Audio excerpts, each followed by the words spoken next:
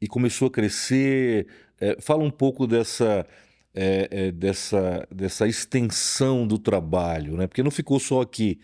Não, o trabalho foi crescendo e como éramos pioneiros, tanto em São Carlos como basicamente no Brasil, porque esse movimento tinha surgido nos Estados Unidos e lá era famoso.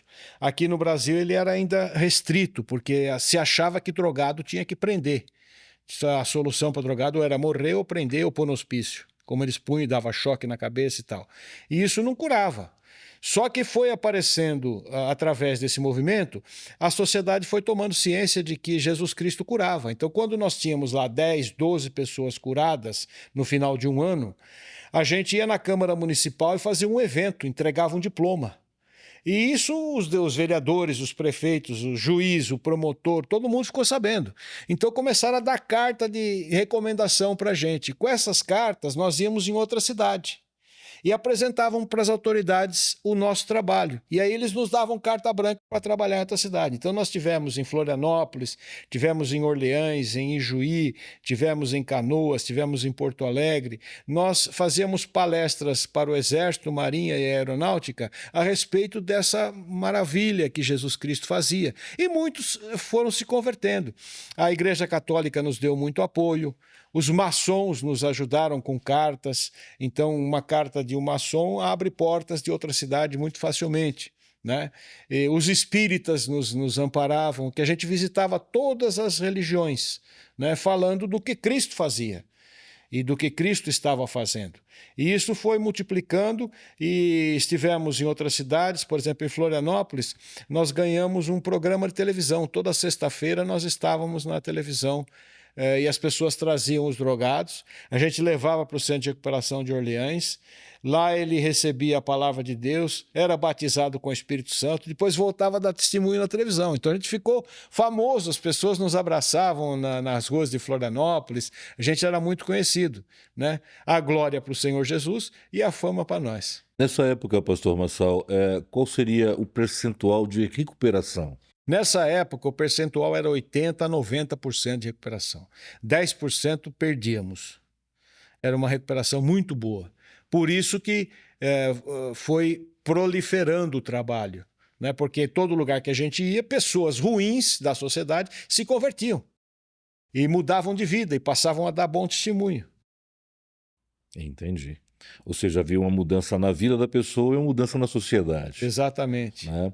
E além dessas cidades que o senhor falou, o senhor também saiu do Brasil, foi para a Argentina? Nós começamos nas orações, falando em línguas, olha que interessante. Muita gente zomba do dom de línguas, né?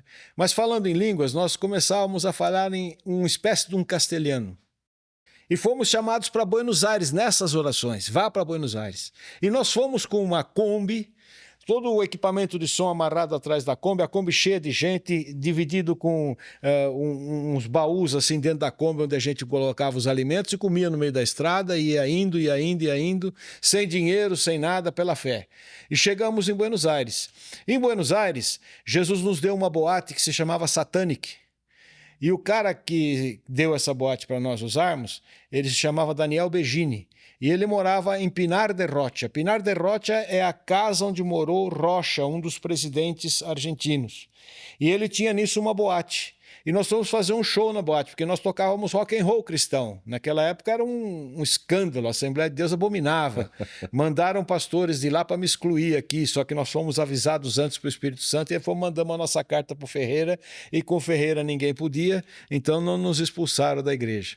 Né? E em Pinar de Rocha, o Carlos Anacondia, que é um evangelista muito conhecido, ele foi convidado para pregar nesse dia. Então nós tocamos e o Carlos Anacondia deu a mensagem. Na hora que ele deu a mensagem, a mulher do Daniel Begini e as filhas estavam no culto. E o Daniel estava em casa, em Pinar de Rocha. Quando o Carlos Anacondia orou, ele é uma pregação muito simples e tal, ele falava em nome de Jesus. Quando ele falou isso, a mulher e as filhas caíram duro aqui. E eles tinham rádio, tinham segurança e tal, o Daniel Begini caiu lá e o cachorro também. desmaiaram. E o Carlos Anaconda foi lá e orou por eles e eles aceitaram Jesus. E aí ele deu a boate que estava fechada, que se chamava Satânica, e nós mudamos o nome para El Arca de Jesus, onde nós tínhamos um show todo sábado, começava às 11 horas da noite e até às 8, 9 da manhã do dia de domingo. E super lotado que o senhor não podia andar. Era um navio por fora, assim, e por dentro tinha popa, proa, convés, tudo de madeira.